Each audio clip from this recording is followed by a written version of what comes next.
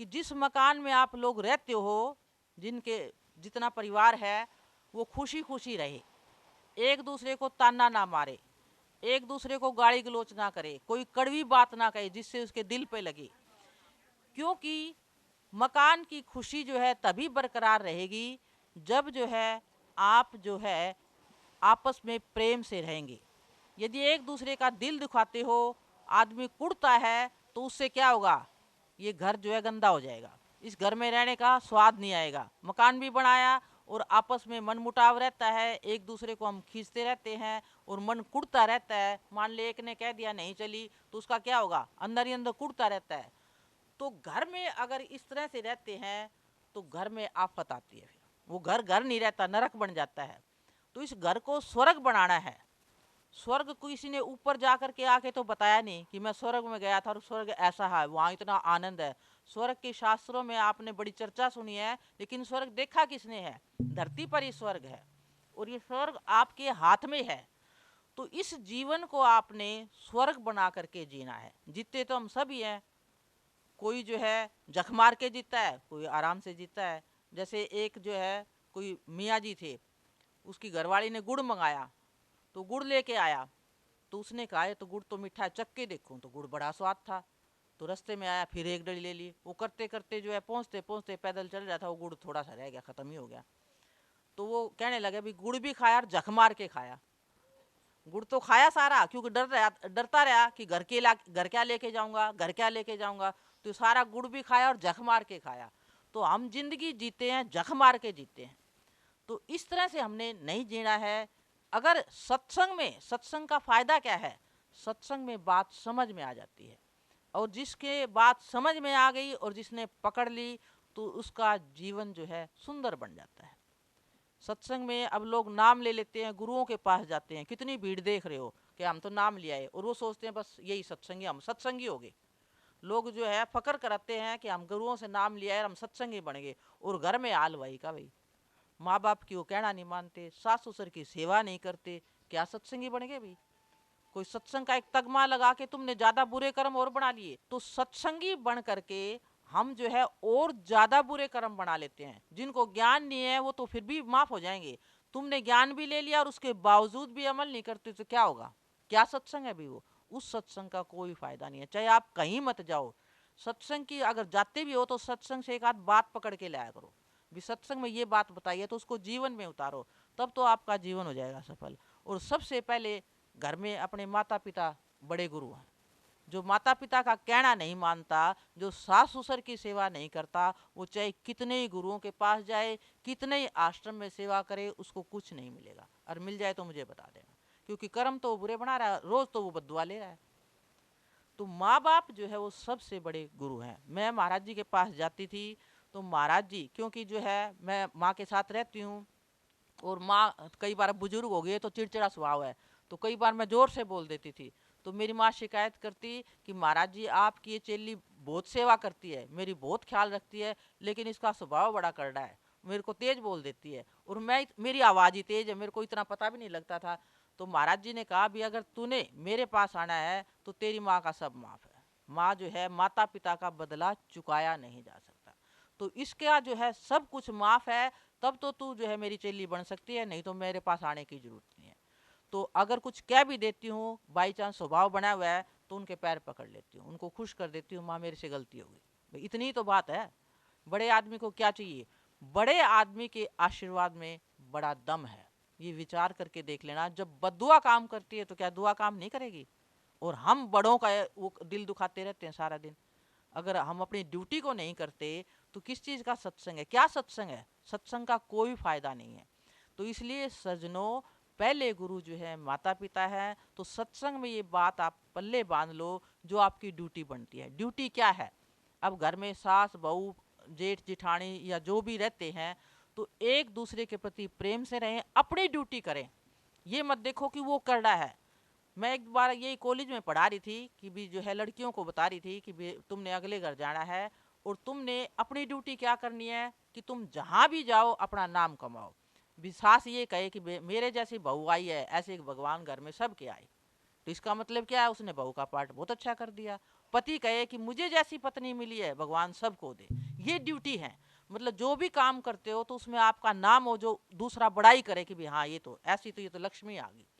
तो इस तरह से मैं कह रही थी बच्चों को कि तुमने ऐसा बनना है।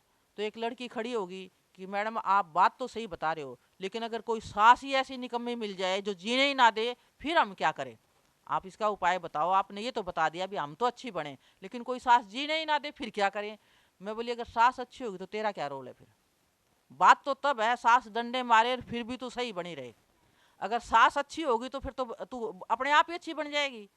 बात तो वो है ना भी, वो कैसी भी हो, तूने उसको प्यार से, प्यार में बड़ी ताकत होती है। अगर तू कुछ बोलेगी नहीं, कोई ज्यादा ही बोलने वाली है तो उल्टा जवाब मत दो। उल्टा जवाब दोगे तो क्या होगा? नैले पे दैला होगा, उसकी सुन लो, थोड़ी देर बाद कहते हो माता जी मेरे से गलती होगी। दो ही बात, एक नीचा ही तो झुकना है, ये सहनशीलता ही तो है। जो आदमी सहन कर गया वो सबसे बड़ा बन गया। दुनिया में उससे बड़ा कोई आदमी नहीं है, वो बड़ा बनता है एक दिन। तो ये सहना पहले घरों में, क्योंकि गृहस्थ जो है वो सबसे बड़ा तप है। कहीं किसी जंगल में जाने की जरूरत नहीं है, क्योंकि सबसे बड़ा तप जो है वो गृहस्थ का है, गृहस्थी का है। गृहस्थी जो है उसमें कितना परिवार होता है, विचार मिलाने पड़ते हैं और ये करना पड़ता है, सबकी सुननी पड़ती है, और उसके बावजूद भी वो खुश रहता है, हर हाल में खुश रहता है। तो उसका जीवन सुंदर बन जाता है उसको। क्योंकि एक बार आप थोड़ा सा झुक के देखो, सहन करके देखो, तो अगला आदमी पिघल जाएगा, कितना गुस्सा करेगा वो। अगला आदमी अगर कोई कठोर मिजाज का भी है, अगर आप शांत बने रहते हैं, आप चुप हो जाओ, तो सत्संग से ये बात समझ में आती है। हम सारी बहनें सत्संग सुनती रहती हैं। अब कईयों के ऐसे मिले हुए हैं, पति मिल जाते हैं, लड़कियों को मिल जाते हैं, तो उसके लिए मैं यही गुरु बताती हूँ कि तुम जो है चुप रहो, जवाब मत दो। उल्टा उलट के जवाब नहीं दोगे तो क्या होगा? अगला आदमी धीरे धीरे पिघलने लग जाएगा, भाई ये तो कुछ बोलती ही नहीं है। तो वो धीरे धीरे सुधार हो जाएगा। ये अपने आप को सुधारने के तरीके हैं। और अगर ये बात समझ में नहीं आती है, जिस घर में कड़े रहता है, आपस में पति पत्नी की नहीं बनती, आपस में जो है सास ससुर को अगर वो कड़वे ताने मारते रहते हैं एक दूसरे को, तो क्या होगा? घर में कोई भी अंदर कुड़ता रहेगा तो उसके विचार ऊपर जाते हैं, और ऊपर से जब वो वापिस आएंगे तो घर में आफत आएगी। क्या आफत आएगी? घाटा लग जाएगा, कोई बच्चा बीमार हो जाएगा, कोई रोग लग जाएगा, कोई एक्सीडेंट हो जाएगा, और यहाँ तक कि किसी की मौत भी हो जाएगी। तो ये आफत कोई भगवान देने वाला नहीं है, ये आफत हम खुद पैदा करते हैं। तो इसलिए जो है इन आफतों से बचने का सबसे सुंदर तरीका है कि अपने आप को बदल लो। दूसरा बदले ना बदले, क्योंकि यहाँ पर हर इंसान जो है अपने अपने कर्म को जो है भोगता है। कोई दूसरा जो है, अगर आपने कर्म किया है, चाहे अच्छा कर्म किया है चाहे बुरा कर्म किया है, तो जो भी कर्म करोगे उस कर्म के अनुसार आपको जो है क्या मिलेगा? फल मिलेगा। अच्छा किया है तो अच्छा मिलेगा, खराब किया है तो खराब मिलेगा। कोई दूसरा अगर आपको बुखार चढ़ता है तो दूसरा दवा दे देगा, सेवा कर देगा, जो तकलीफ होगी वो तो आपको ही होगी। तो इसलिए हर इंसान को जो है कर्म की सजा भोगनी पड़ती है। तो जब ये पता लग जाएगा कि हमें ही अपने कर्म की सजा भुगतनी है, तो क्या हो जाओ? सावधान हो जाओ। ये सोचो कि मैं ये करूंगा तो ये होगा। और कर्म भी तीन प्रकार के होते हैं। कर्म ये नहीं कि भी जो बोल दिया वही कर्म, हाथ से करते हैं, किसी को मार दिया, किसी की हत्या कर दी, किसी को और कुछ कर दिया, वो कर्म तो दिखाई देता है। और एक कर्म जो आप जबान से बोलते हो, ये भी कर्म है। किसी को ऐसे वचन कह दिए कि भी आप तो भूल गए, और दूसरा अंदर ही अंदर कुटता रहा, तो क्या होगा? वो उसके बुरे कर्म बन गए, उससे दुर्शीष मिल गई, तो वो उस कर्म की सजा भी आपको मिलेगी। और तीसरा कर्म एक छोटा कर्म है जो सूक्ष्म है, विचारों का। तो वो क्या कर्म है कि आप की चलती नहीं है, मान लो कोई ज्यादा ताकतवर है घर में, और आप अंदर ही अंदर कुड़ते रहते हो, बीच ने मेरे को ये क्या चल तो है नहीं, अंदर अंदर क्या करोगे? कुड़ते रहोगे ना, और उसका बुरा सोचोगे, इसका सत्यानाश हो, या किसी को अंदर गाली नहीं दे सकते तो अंदर ही अंदर गाली दोगे, तो क्या होगा? वो भी आपका बुरा कर्म। और ये बुरे कर्म लौट करके आपके पास ही आएंगे, किसी दूसरे को तकलीफ नहीं देंगे। क्योंकि जो आप निकाल रहे हो अपने पास से, वही चीज आपके लिए दुगने रूप में तैयार होकर मिलेगी। इस सृष्टि का ये नियम है कि इंसान के पास जो चीज है, वो जो चीज दूसरे को देता है, अगर वो जो है धन देता है, अगर आप धन चाहते हो तो दान करो, धन चाहते हो तो दान करो। अगर आप कंजूसी रखते हो तो क्या होगा? कुछ नहीं मिलेगा। और दान भी क्या बताया है? दान तीन तरह का बताया है। कौन सा दान? एक तो है सात्विक दान। सात्विक दान कौन सा होता है? कि जरूरतमंद को दे दिया मुट्ठी बंद करके चुपचाप, ना तो देने वाले को पता और ना और किसी को, लेने वाले को और देने वाले को पता है और तीसरे को किसी को पता ही नहीं है। वो दान चुपचाप उसने चुपके से उसकी मदद कर दी। ये है सात्विक दान, क्योंकि उसने उसका डिंडोरा नहीं पीटा और उस दान का फल उसको मिलेगा, जो उसने दिया है तो उसको दुगना होकर मिलेगा। और एक है राजसी दान। राजसिक दान क्या है? राजसिक दान ये है कि जैसे आप घरों में देखते हैं लड़कियां आती हैं, बहू सूट देती हैं भाभी, तो वो गली में जा कर के बताती हैं कि मेरी ननंद आई थी, मैंने उसको 4 सूट दिए, मैंने उसको 2 दिए, मतलब पूरे उसका ढिंडोरा पीट देती हैं जो दिया है। या फिर बड़े बड़े सेठ आप देखते हैं पत्थर लगवा देते हैं कि ये स्कूल के में का पत्थर जो है ये इस सेठ ने लगवाया। अस्पतालों में देखते हो तो ये दान का फल उसको यहीं मिल जाता है। वो नाम चाहता है तो नाम मिल गया उसको यहीं, उसका फल उसको कुछ नहीं मिलेगा। अगर आप दान करते हो और उसके गीत गाते हो तो ये मत सोचना कि आपको उसका फल मिलेगा, उसका फल तो यही मिल गया, आपने बता दिया चारों को तो सबको पता लग गया आपने दान कराया, उसका फल वहीं खत्म हो जाता है। और तामसिक दान कौन सा होता है? तामसिक दान वो होता है कि जैसे आप कोई जान पहचान है आपका और कोई मांगने वाले आगे चंदा वाले, तो आप देना नहीं चाहते, तो देना नहीं चाहते और जान पहचान का है तो क्या होगा? दे तो देते हो लेकिन अंदर से कुड़ते हो कहाँ से आ गया, दुखी होके देते हो, मतलब कुड़ के देते हो, तो वो दान क्या है? तामसिक है। मैं फतेहाबाद में थी तो एक बार मेरे परिवार साथ में ही सरदारों का घर था, तो वो गुरुद्वारे में जाते हैं सरदार, तो वो मैं खड़ी थी, कहने लगी मैडम आपकी तो 1100 रुपये की ना पर्ची काटेंगे, दान लेंगे आपसे। मैंने कहा मैं पर्ची तो 1100 की कटवा दूंगी लेकिन इसको आप दान नहीं कह सकते। वो कहने लगे क्यों मैडम, भी हमने कोई अपने लिए थोड़ा लेना, हम तो गुरुद्वारे के लिए ले रहे हैं। मैंने कहा गुरुद्वारे के लिए ले रहे हो, आपने बता दिया, लेकिन आप तो कह रहे हो पर्ची काटेंगे, आप ये कह देते मैडम यूँ गुरुद्वारे में आपकी इच्छा हो तो दे दो, नहीं तो नहीं, तब तो ठीक था। लेकिन आपने तो कह दिया आपकी पर्ची काटेंगे, तो पर्ची काटोगे तो मुझे देने पड़ेंगे और मेरी गुरुद्वारे में कोई श्रद्धा नहीं, मैं तो कहीं और जाती हूँ। बात समझ में आ गई ना? तो वो क्या होगा? देने पड़ेंगे और अंदर से मन मानता नहीं, तो वो दान क्या हो गया? तामसिक दान, उसका भी कोई फायदा नहीं है।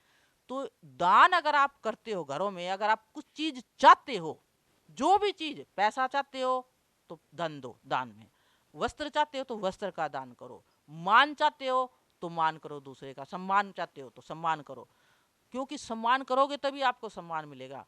और किसी को गाली दोगे तो गाली ही मिलेगी बदले में, वो आपको फूल तो देगा नहीं। फिर जो चीज आप चाहते हो, वो महाराज जी कहते हैं ना, जैसे किसान खेत में जो चीज बोता है वही फसल उगती है, तो जो चीज आप चाहते हो बोया करो, बोगे वो ही निकलेगी। अगर आप गाड़ी दोगे तो गाड़ी ही मिलेंगे आपको, तो वो चीज देनी शुरू कर दो।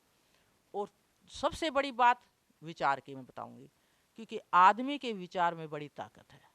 तो आप सोचा करो, सुंदर सुंदर सोचा करो, बढ़िया बढ़िया सोचा करो कि परमात्मा जो है, अब जैसे घर में है सुख शांति रहे, कोई आ गया तो उसको बढ़िया बताओ कि कोई बात नहीं मैं कर दूंगी, मतलब विचार बढ़ने के सोचो। घर में बच्चे को, छोटा बच्चा है उसको कभी नालायक मत कहो, बच्चे का अगर दिमाग में आपने डाल दिया नहीं तो नालायक है या जिद्दी है, उसके मुंह पे मत कहो, तो बच्चा वैसा ही बन जाएगा, क्योंकि सारा दिन वही शब्द सुनता है। वो छोटा बच्चा है और वो शरारती है, आप उसके मुंह पे बार बार कहोगे कि मेरा बच्चा तो बहुत शरारती है, मेरा बच्चा तो बहुत जिद्दी है, मेरा बच्चा तो बहुत नालायक है, अगर रोज वो यही शब्द सुनेगा ना तो वैसा ही बन जाएगा। फिर भूल जाओ कि वो अच्छा बनेगा। वो जैसा भी है ना उसको अच्छे ख्याल दो कि नहीं मेरा बेटा तो जो है बड़ा होशियार है, मेरा बेटा तो बड़ा बनेगा, देखना एक दिन मेरा बेटा बहुत अफसर बनेगा, उसको ये ख्याल दो, तो उसके दिमाग में बैठ जाएगी ये बात और वही बन जाएगा वो। तो ये विचारों का लोक है। मैं अपनी बताती हूँ कि जब मैं पढ़ती थी तो उस समय लड़कियों को पढ़ाने का कोई वो नहीं था, रिवाज नहीं था, बहुत कम पढ़ाते थे, तो स्कूल के बाद कोई कॉलेज का तो मतलब ही नहीं था। लेकिन मेरे कोई संस्कार थे, मैं क्या सोचती थी कि जब तक पढ़ाई होती है जहाँ तक, वहाँ तक पढ़ूं। मेरे ये विचार थे, विचारों के बता रही हूँ, ये विचार थे कि जहाँ तक पढ़ाई होती है वहाँ तक जो है मैं पढूं और मैं पीएचडी तक कर गई। रुकावटें आई बहुत, लेकिन मेरा विचार, एक ही विचार बार बार चलता रहेगा तो पूरा होके रहेगा। और इसी तरीके से मैंने नौकरी की इच्छा की कि मैं अपने पैरों पे खड़ी हूँ, मुझे किसी से पैसे ना मांगने पड़े, तो नौकरी भी मिल गई। तीसरी धर्म की इच्छा थी, कोई ऐसा महापुरुष मिले जो सच्चाई बताए, पाखंडी गुरु ना हो, सच्चाई बताए कि भी हमें जीना आ जाए और वो राम नाम क्या है उसका पता लग जाए, तो वो भी मिल गया। तो ये आपके विचार में शक्ति है, जो चीज आप चाहते हो वैसा आप विचार करा करो। ये आपका जो लोक है, ये लोक आपके विचारों के ऊपर निर्भर करता है। जैसा आप सोचोगे, जैसा ख्याल वैसा हाल। जो आप सोचते रहोगे वैसे ही ख्याल हो जाएंगे। अब जो है घरों में सास शिकायत करती है कि बहू सेवा नहीं करती। घरों में कई होता है ना, गली में जाके हमारे तो बहू आई है, कोई सेवा नहीं करती। तो महाराज जी कहते थे कि सेवा की इच्छा रखोगे तो बीमार हो जाओगे, बीमार की सेवा होती है। वो कहते थे कि अगर वो सेवा नहीं करती तो तुम कर दो। मतलब अपेक्षा मत रखो किसी से को मेरा करे, जितना होता है उतना खुद कर दो, उससे कोई उम्मीद मत रखो, क्योंकि अगर ये विचार रखोगे तो बीमार हो जाओगे और बीमार की सेवा हो जाएगी। तो विचारों की फिलोसफी जो है इतनी गहन है कि हमें पता ही नहीं कि हमें क्या सोचना चाहिए। सारा दिन उठपटांग सोचते रहते हैं, और जो सोचते हैं वही फल मिलता है। तो सोचने का अगर आपको पता लग जाए कि हमारी ज़िंदगी हमारी सोच के ऊपर ही निर्भर है, कि आप जो सोचोगे वही मिलेगा, तो क्यों ना बढ़िया सोचा जाए, क्यों खराब सोचें हम। दूसरे का भला सोचो, तुम्हारा खुद का भला हो जाए, कर भला हो भला। तो इसलिए हमेशा घर में रहने के लिए, गृहस्थी को सुंदर बनाने के लिए सुंदर सुंदर विचार रखो, एक दूसरे का सम्मान करो। कोई बड़ा बुजुर्ग कह देता है तो उसकी जो है बात को सह लो। अभी कल ही मैं एक किस्सा पढ़ रही थी कि एक व्यापारी था, तो उस व्यापारी का जो है पिता जो है बहुत ही ईमानदार और बहुत ही बढ़िया नेक आदमी था। उसने सारी उम्र मेहनत से कमाया अपना। तो जब वो जाने लगा, वो बीमार था, तो उसने अपने लड़के को बुलाया। कहने लगा, बेटा मैं तेरे लिए कुछ कर तो नहीं सका, मैंने अपनी ईमानदारी से काम किया है, तो मेरे पास तेरे को देने के लिए तो कुछ नहीं है, लेकिन मेरे पास आशीर्वाद है। तेरे को आशीर्वाद देता हूँ कि अगर तू धूल में भी हाथ डालेगा तो वो भी क्या हो जाएगा, तेरे को माला माल रहेगा, तू तेरे घर में कमी नहीं आएगी। तो उसने आशीर्वाद दिया। और बेटा जो है बाप का भगत था, उसने कहा कि मेरे पिता ने इतनी ईमानदारी से काम किया है, कभी किसी का 2 नंबर का कमाया नहीं, दिल दुखाया नहीं। लोग वहाँ से आके यहाँ से कमाने आते थे, और जिस देश में लौंग ही लौंग हो, एक पैसे में या कितने रुपए में इतनी लौंग मिल जाए, तो वहाँ जाके क्या लगेगा, उसको घाटा ही लगेगा। तो उसने सोचा चलो देखते हैं, यहाँ पिता का आशीर्वाद अपनाते हैं, आजमाते हैं। तो वो जो है गाड़ी उसमें क्या कहते हैं समुद्री जहाज के थ्रू लौंग जो है ले करके व्यापार के लिए निकल पड़ा। और वहाँ टापू पर पहुंचा, द्वीप पे, तो उसने देखा कि एक सुल्तान जो है अपने कुछ सिपाहियों के साथ वहाँ टहल रहा है। और उन सिपाहियों के हाथ में, किसी के हाथ में बंदूक नहीं थी, बड़ी बड़ी छलनियाँ ले रखी थी उन्होंने, और वो जो है उसके साथ साथ चल रहे थे। तो सिकंदर से आमना सामना हुआ, पूछा कौन है, तो उसने बताया मैं तो ऐसे ऐसे व्यापारी हूँ और यहाँ आया हूँ। तो आप कौन है? वो कहने लगा मैं यहाँ का सुल्तान हूँ। और यहाँ किस लिए यार, ये छलनी क्यों ले रखी है?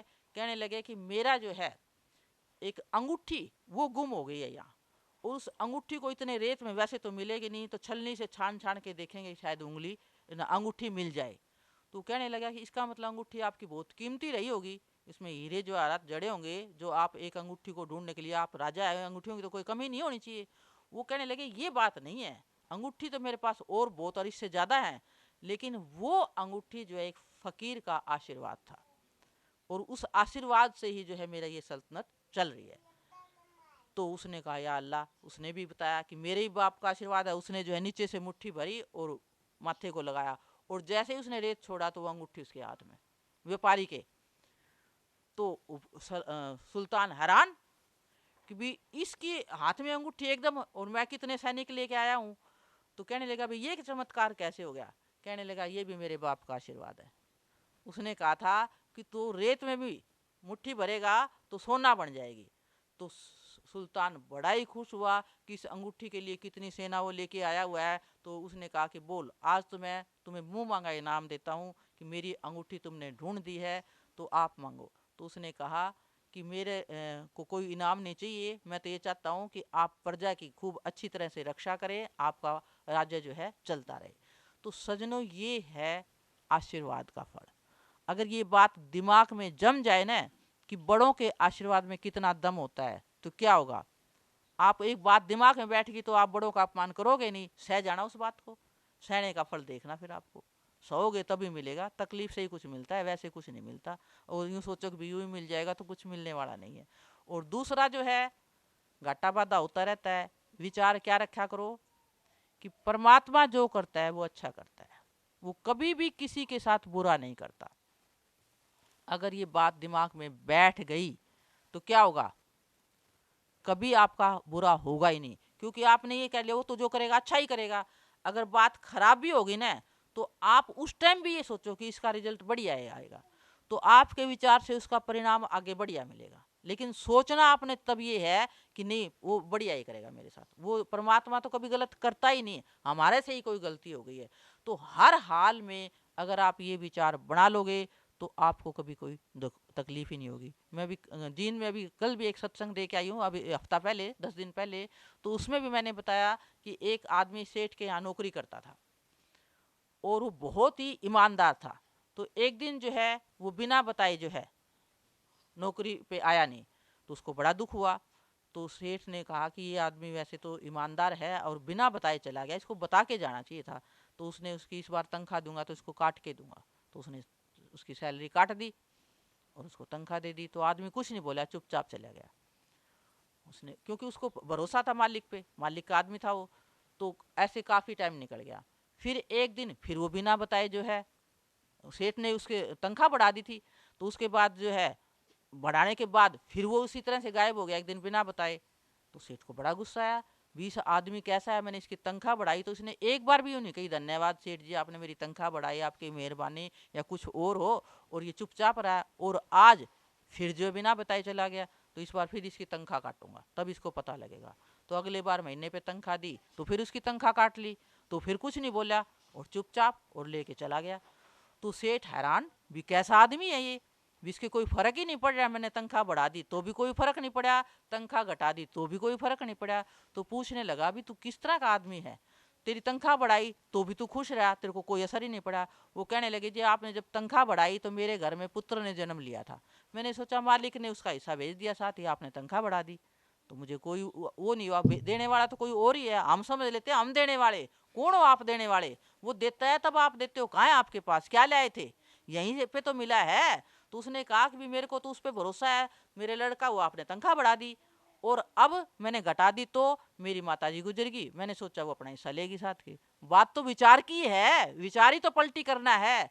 हम अपने विचारों से जो है अधिक दुखी होते हैं, अगर इन विचारों को बदल दोगे तो आपका जीवन जो है सुंदर बन जाएगा। और जीवन सुंदर बनाना आपके औरतों के हाथ में है।